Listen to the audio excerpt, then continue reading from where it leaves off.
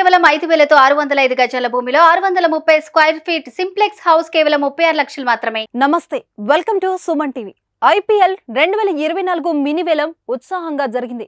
దుబాయ్లోని Coca Cola ఎరేనా వేదికగా జరిగిన ఈ వేలంలో ప్లేయర్స్ కోట్లు కొల్లగొట్టారు. ఐపీఎల్ వేలంలో ఆటగాళ్లతో పాటు ఓ మహిళ ఆకర్షణగా నిలిచింది.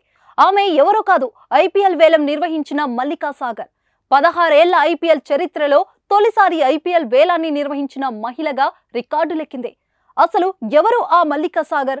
ఆమె బ్యాక్గ్రౌండ్ ఏంటో ఓసారి తెలుసుకుందాం.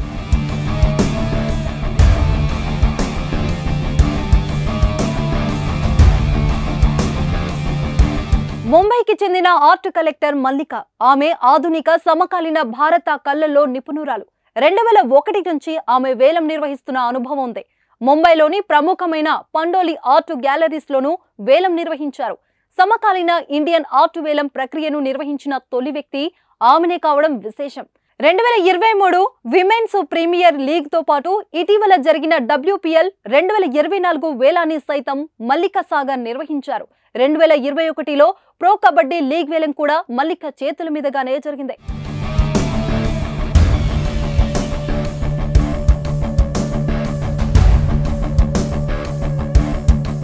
ఐపీఎల్ వేలం నిర్వహించిన 4వ వ్యక్తిగా మల్లికా నిలిచారు. 2008 నుంచి 2018 వరకు రిచర్డ్ మ్యాడ్లీ ఐపీఎల్ వేలం నిర్వహించారు.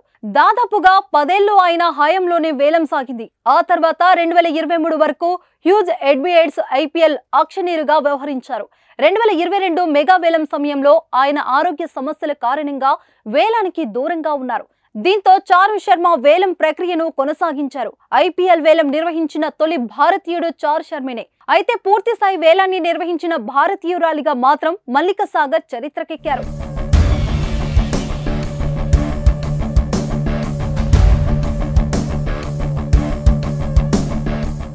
దాదాపు 8 గంటల పాటు సాగిన ఐపీఎల్ వేలం సాగింది. తాము కోరుకున్న ఆటగాళ్ల కోసం ఫ్రాంచైజీలు కోట్లు ఖర్చు పెట్టాయి.